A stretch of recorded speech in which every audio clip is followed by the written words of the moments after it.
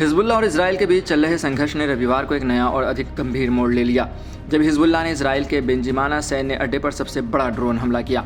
इस हमले में इजराइल के 4 सैनिकों की मौत हो गई और लगभग 70 सैनिक घायल हुए, जिनमें से 7 की हालत गंभीर है। सभी घायलों को तत्काल हेलीकॉप्टर की मदद से अस्पताल पहुंचाया गया। इजरायली सेना ने इस हमले को हिजबुल्लाह का अब तक का सबसे गंभीर हमला माना है, जो इजराइल की सुरक्षा और खुफिया तंत्र पर सवाल खड़े कर रहा है। हिजबुल्लाह ने इस हमले की जिम्मेदारी लेते हुए कहा कि उसने इजरायली रक्षा बलों IDF के एक प्रशिक्षण अड्डे को ड्रोन से निशाना बनाया था। हिजबुल्लाह के मुताबिक ये हमला उन इजरायली सेनाओं पर किया गया था जो कथित तौर पर लेबनान पर हमला करने की योजना बना रही थी। इस हमले के साथ ही हिजबुल्लाह ने इजरायली शहर हाइफा को भी निशाना बनाते हुए 25 रॉकेट और मिसाइलें दागीं। इजरायली सेना के प्रवक्ता डेनियल हागरी ने हमले की पुष्टि करते हुए कहा कि सैन्य अड्डे पर हमला एक गंभीर चूक का परिणाम है और इस बात की जांच की जा रही है कि कैसे बिना किसी चेतावनी के हिजबुल्लाह का ड्रोन इजरायली हवाई क्षेत्र में प्रवेश कर गया। उन्होंने यह भी कहा कि इजराइल को अपनी सुरक्षा व्यवस्था को और मजबूत करने की आवश्यकता है ताकि ऐसे हमलों से बचा जा सके।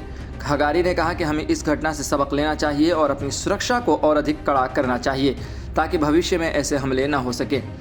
इजरायली रक्षा बलों IDF ने हमले के बाद पलटवार करते हुए कहा कि हिजबुल्लाह ने स्कूलों और संयुक्त राष्ट्र के भवनों के पास से रॉकेट दागे थे।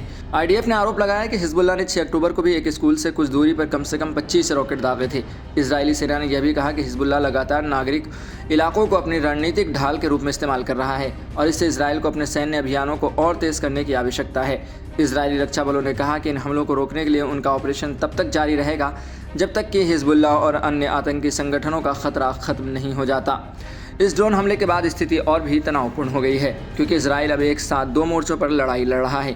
एक तरफ गजा में हमास के खिलाफ और दूसरी तरफ लेबनान में हिजबुल्लाह के साथ। गजा में इजराइल और हमास के बीच युद्ध की स्थिति पिछले कई महीनों से बनी हुई है और इजराइल लगभग हर दिन गजा पर हवाई हमले कर रहा है। इन हमलों में कई निर्दोष लोगों की जान भी जा रही है। इसे लेकर अंतर्राष्ट्रीय समुदाय में भी चिंता बढ़ रही है। शनिवार देर रात को नुसरत कैंप में एक घर पर हुए इजरायली हमले में 8 लोगों की मौत हो गई, जिसमें महिलाएं और बच्चे भी शामिल थे। इजरायली सेना ने कहा कि हमले में हमास के ठिकानों को निशाना बनाया गया था, लेकिन निर्दोष नागरिकों की मौत ने इस संघर्ष को मानवीय कीमत को उजागर किया है। सूत्रों की माने तो इजराइल भी इस महीने की शुरुआत में ईरान के हमले का जवाब देने की तैयारी कर रहा है। हालांकि इजरायली अधिकारियों ने इस संभावित हमले की तारीख या योजना के बारे में कोई जानकारी साझा नहीं की है।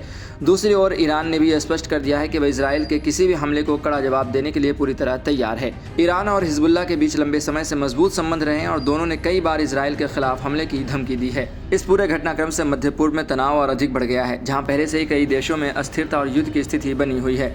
इजराइल और फिलिस्तीन के बीच लंबे समय से चल रहे संघर्ष में हमास और हिजबुल्लाह जैसे संगठन लगातार इजराइल को चुनौती देते रहे हैं। दूसरी ओर इजराइल भी अपनी सुरक्षा को लेकर किसी भी प्रकार की चूक बर्दाश्त करने के मूड में नहीं है।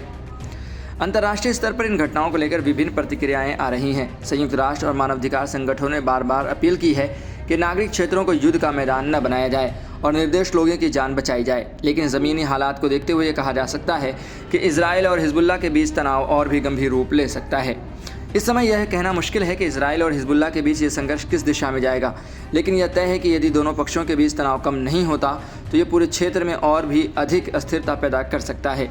इजराइल की सुरक्षा एजेंसियों को अपनी सुरक्षा चूक पर मंथन करना होगा और अपनी सैन्य क्षमता को और मजबूत करना होगा। वहीं दूसरी ओर हिजबुल्लाह जैसे संगठनों के लिए ये एक बड़ा अवसर है जिससे वे अपनी ताकत को प्रदर्शित कर सकते हैं और इजराइल को कमज़ोर करने की कोशिश करेंगे। अंतर्राष्ट्रीय समुदाय को भी इस मुद्दे पर और अधिक सक्रिय भूमिका निभानी होगी ताकि संघर्ष को बातचीत और कूटनीति के माध्यम से सुलझाया जा सके।